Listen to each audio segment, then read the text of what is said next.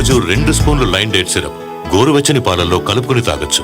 Lion date syrup ప్రతిరోజు 2 స్పూన్లు.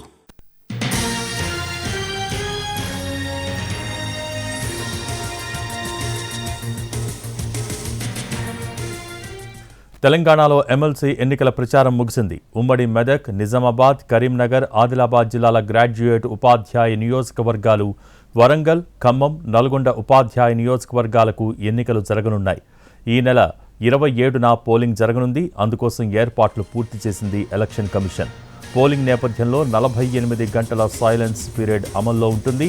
Silence పీరియడ్లో భాగంగా ఈ సాయంత్రం 4 గంటల నుంచి 27న సాయంత్రం 4 గంటల వరకు బహిరంగ సభలు, ఊరేగింపులు, సమావేశాలు నిర్వహించటం, ప్రచారం చేయటం, ఎలాంటి అభ్యంతరకరమైన రాజకీయపరమైన అంశాలతో కూడిన సంక్షిప్త సందేశాలు, బల్క్ SMS పంపడంపై ఎన్నికల సంఘం నిషేధం ఉంటుంది.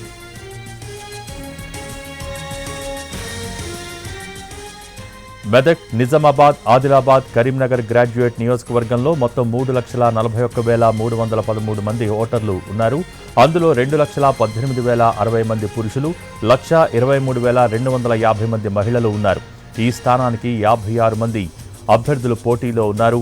వరంగల్, ఖమ్మం, నల్గొండ టీచర్ నియోజకవర్గంలో మొత్తం 24,905 మంది ఓటర్లు ఉన్నారు. ఈ నియోజకవర్గంలో 19 మంది అభ్యర్థులు బరిలో నిలిచారు. మెదక్, నిజామాబాద్, ఆదిలాబాద్, కరీంనగర్ ఉపాధ్యాయ నియోజకవర్గంలో 25,921 మంది ఓటర్లు ఉండగా 15 మంది అభ్యర్థులు పోటీ పడుతున్నారు.